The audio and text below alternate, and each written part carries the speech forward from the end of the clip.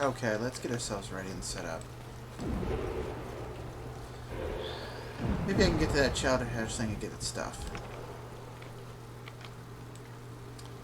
Guess not. Alright.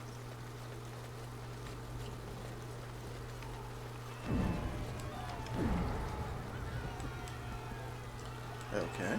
Guess I got everything from him. Come on, guys. Oh well. You guys clean that mess up and get what you can get.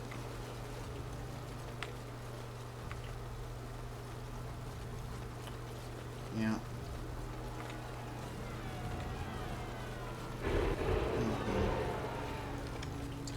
Well, I'm glad I saved the town. I know that Voldrick and Workin are definitely going to have a job helping to put this place back together and making the walls a lot stronger and more secure. And also helping with the housing.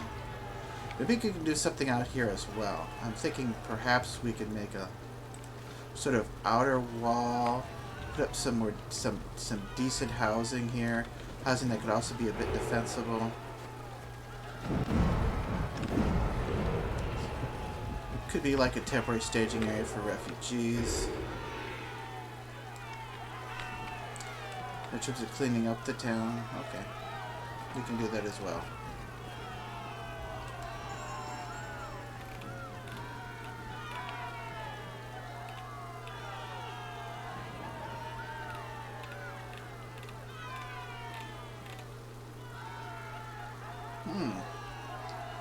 I've already dealt with that.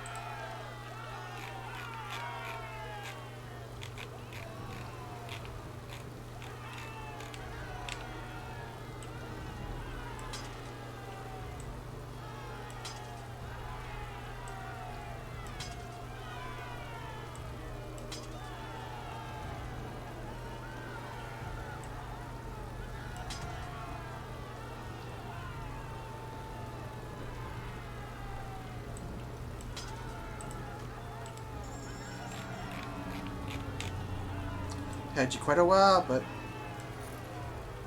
there are times when you have to move on.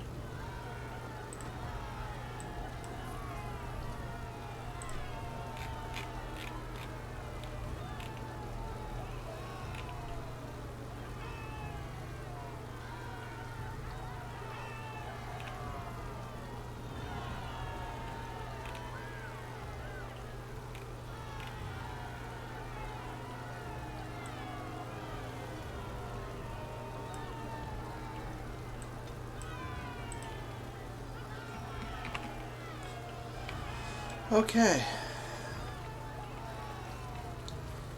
We did well. Maybe there were a couple of guards we could have saved if we'd moved a bit faster, but it was a pretty tough fight. I think we did the best we could for the most part. Perhaps if I had led with Volana a bit more than Mhairi, we could have gone better. But for a couple of them. But like the first one, for example, there was no choice. That disgusting thing killed the poor guard before I had a chance. It was on top of him, ripping him apart before I had a chance to do anything.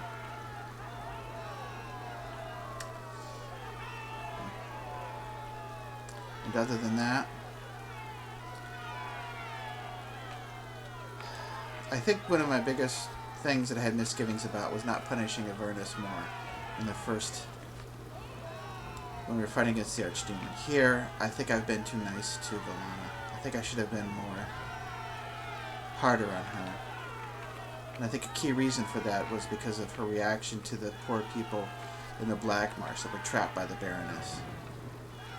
She wants people to feel empathy for the elves, particularly the Dalish elves, who, by the way, as much as they have problems, the problems they face are nothing compared to those of the city elves. And and the castles generally have a more difficult life than she should have. Had more empathy and been more willing to help those people.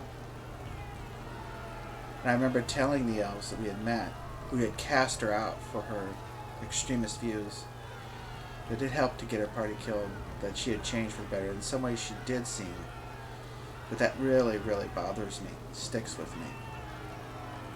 Maybe what I said to her did go into her mind. It did help her to change her perspective. But I don't see how she can expect us to do good things for the elves if she's not willing to do good things for others. And again, I'm not saying the Dalish deserve their lot in life. They clearly don't. And it's just in terms of major Dalish characters, Zathrian and Volana are not the best. Volana, I still think is salvageable. I had hopes after her interactions with Nathaniel and some of the things she had said to me that seemed to indicate that she was a bit more thoughtful about some of the implications of her past actions. But that really struck me. We went to the Black Marsh and she just wanted to move on and not help those people. And Anders, I don't know about Anders. I know he didn't. I don't think he murdered those Templars. And even if he had, he was a Grey Warden, and that was why that Templar, who in my opinion, Rylock, was acting basically out of line. I mean, I don't think the Chantry would have minded if they brought Anders back. But I don't think the Chantry would have suggested doing something like that in the first place, of the Templars. It's too risky. Gregor, for example, would not have suggested something like that because he has the maturity not to. That Cullen boy, yeah, I could see him doing it. Because of his experiences, maybe. I don't even know for sure. But that this Rylock was a commander. She didn't have the passion of youth behind her. Or the experiences that Cullen boy did, which I could forgive. Even if it was misdirected against mages in general and wrong. But I wonder about him too. Like when he speaks so highly of the Tevinter Chantry doing things right. No, they don't. I've read enough, I've experienced enough, I've seen enough, I know enough to know that's simply false. They don't do it right. They don't do it right at all.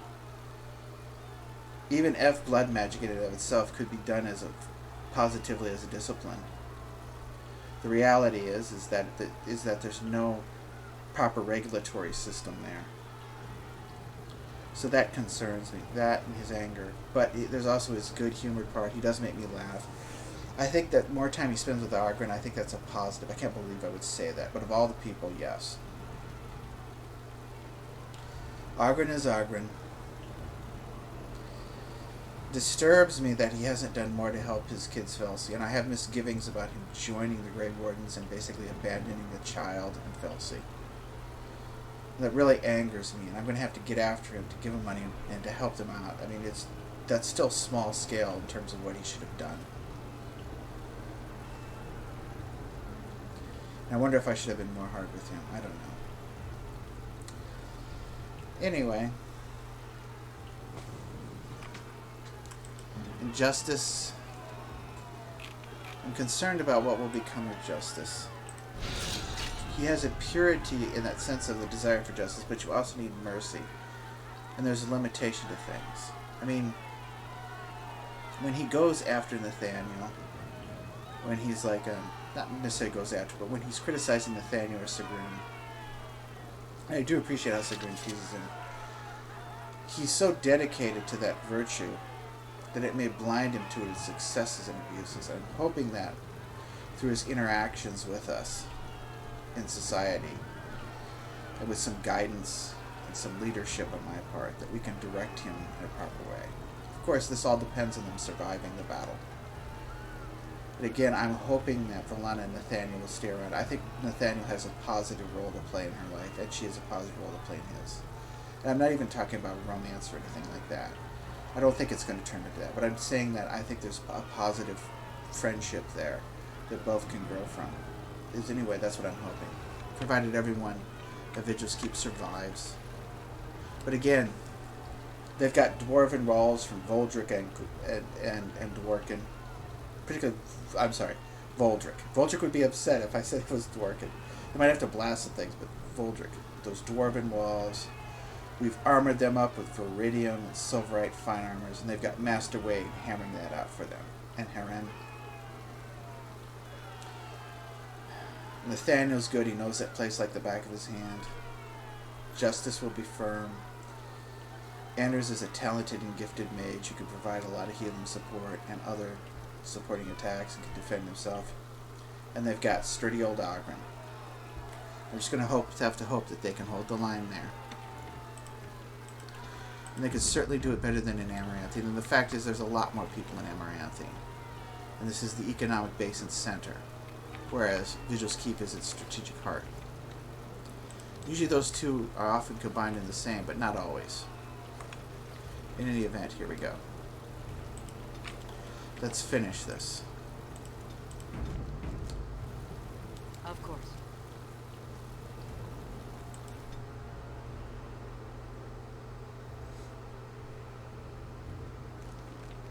Once I become a Grey Warden in truth, I hope we can repay these monsters for what they've done here.